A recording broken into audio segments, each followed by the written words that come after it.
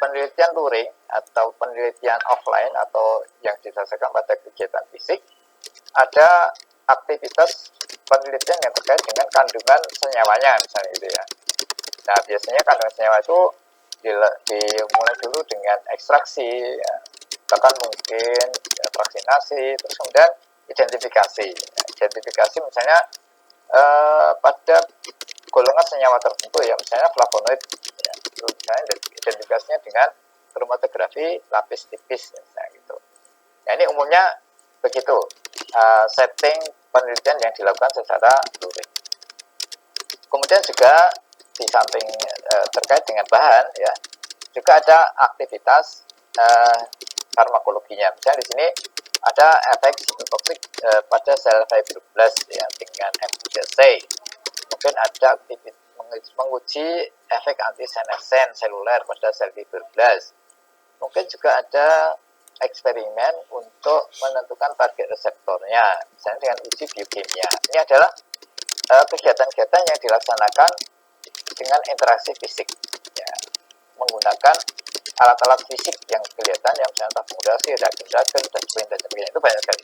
Ini kalau umumnya kita melihat proposal yang diajukan oleh para mahasiswa, itu seperti ini umumnya ya. Jadi artinya itu kegiatan-kegiatannya itu didasarkan pada aktivitas laboratorium yang seperti ini, fisik semua gitu. Nah, ini nanti tidak diperkenankan, ya, tidak diperkenankan. Kita harus mengubah aktivitas fisik ini menjadi aktivitas daring, ya, aktivitas daring.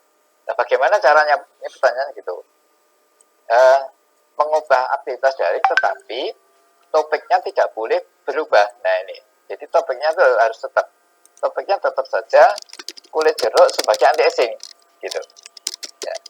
Nah, bagaimana caranya?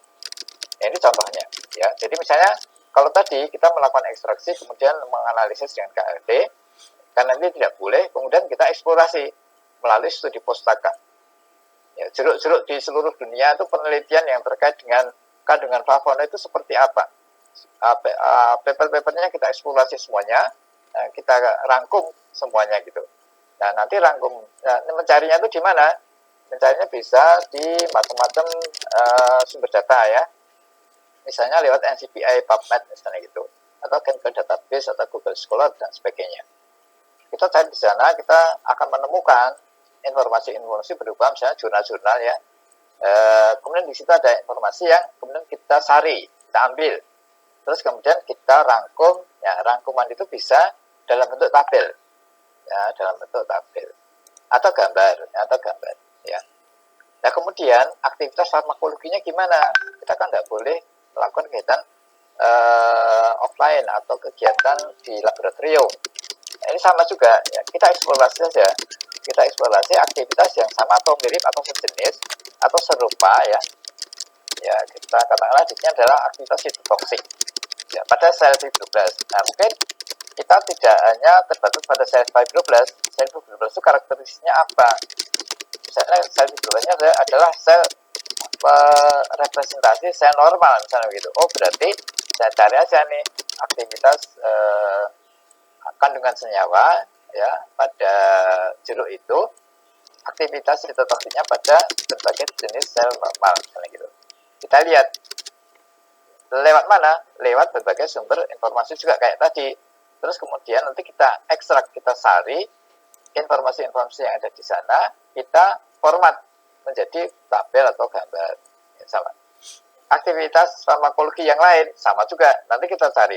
Misalnya kalau tadi menghendaki antisenesen di dalam setting kegiatan laboratorium, karena itu tidak bisa, kita cari yang setara atau serupa. Misalnya kalau antisenesen itu yang serupa, misalnya antioksidan misalnya gitu ya, radikal scavenger misalnya gitu, dan sebagainya. Itu adalah aktivitas-aktivitas serupa yang itu mungkin sudah banyak dieksplorasi oleh orang lain. Tidak harus jeruk yang kita teliti, tapi bisa saja kita luaskan lagi ya, senyawa-senyawa yang ada biasanya di dalam kulit jeruk misalnya gitu. Ya, tidak harus jeruknya itu ya, tapi bisa saja senyawa-senyawa yang umum ada di kulit jeruk yang kita teliti. nanti representasinya juga sama, yaitu berupa tabel atau ilustrasi gambar gitu. Demikian juga kita ingin mempelajari bagaimana senyawa yang ada di dalam kulit jeruk itu memiliki target reseptor tertentu, misalnya gitu. Nah, kita sekarang sudah banyak ya software ya yang bisa digunakan untuk mempelajari itu. Ya, misalnya software untuk molecular docking misalnya gitu. Nah, itu bisa dimanfaatkan ya. Kemudian mempelajari bagaimana beberapa senyawa yang ada di dalam kulit jeruk itu memiliki target molekuler yang kita inginkan gitu ya. Nah, nanti bisa format datanya bisa berupa visualisasi interaksi molekuler. Nah, data-data yang dikumpulkan dan sudah diformat tadi, kemudian kita buat cerita. Ya, kita buat cerita, jadilah sebuah narrative review. Nah, ini contohnya. Jadi contohnya bagaimana kita mentransformasikan ya kegiatan yang semula itu settingnya laboratorium, luring atau physical ya, menjadi kegiatan-kegiatan yang sifatnya itu daring, digital atau virtual ya. Nah, sekali lagi kuncinya adalah ya, kalau kegiatan luring itu umumnya datanya, hasil yang diperoleh itu berupa data primer. Sementara kalau kita melakukan aktivitas daring atau virtual, itu datanya itu berupa data sekunder. Nah, gitu. Tapi ini memiliki kekuatan yang sama ya. Kalau kita mau membuat representasi tulisan itu punya kekuatan yang sama. Ya. Nah, dan juga malah ada kelebihan. Ya, kelebihannya apa? Kelebihannya itu bisa lebih cepat. Ya, lebih cepat. Jadi kalau kita melakukan kajian daring itu kita pikirkan ya, kita prediksi ini akan lebih cepat ya diperoleh daripada kegiatan yang dilakukan dengan fisik ya, dengan fisik. Kalau dengan fisik ini kendalanya banyak banget ya, misalnya membeli bahan ya, itu membeli bahan aja sudah butuh waktu ya, kemudian antri laboratorium, izin laboratorium itu juga butuh waktu, belum nanti setting eksperimen ya, melakukan percobaan pertama, percobaan kedua dan sebagainya, itu nanti panjang banget. Sehingga kalau kita memanfaatkan waktu yang pendek ini untuk PKM kali ini, tidak mungkin itu ya dilakukan dengan luring atau dengan aktivitas laboratorium, itu sebenarnya tidak mungkin. Tapi kalau itu dilakukan dengan daring, itu masih sangat mungkin.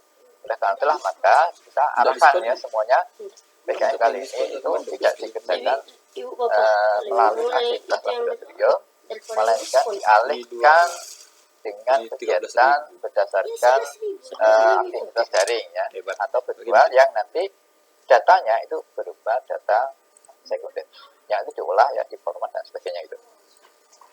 Kemudian ini hanya ilustrasi aja ya, jadi ilustrasi secara umum aja dari yang saya terangkan tadi ya. Jeruk itu nanti ada flavonoidnya, ada efek farmakologinya, terus kemudian nanti ada eksperimen yang dikerjakan secara in vitro, eksperimen yang dikerjakan secara in vivo, ada chemical eksperimen, terus nanti akan menghasilkan data-data dari aktivitas laboratorium yang kemudian disusun menjadi sebuah tulisan ilmiah atau paper atau artikel ilmiah atau original artikel yang bisa dipublikasi di suatu jurnal.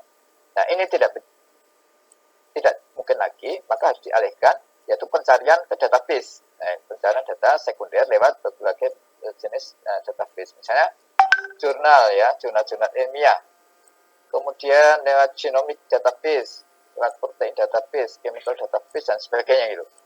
Nah, ini nanti akan menghasilkan data-data yang bisa kita format menjadi berbagai tabel itu untuk melihat efek farmakologinya, untuk melihat target mekanismenya, bahkan itu bisa kita simulasikan dengan software tertentu gitu. Untuk apa? Untuk lebih menajamkan pembahasannya.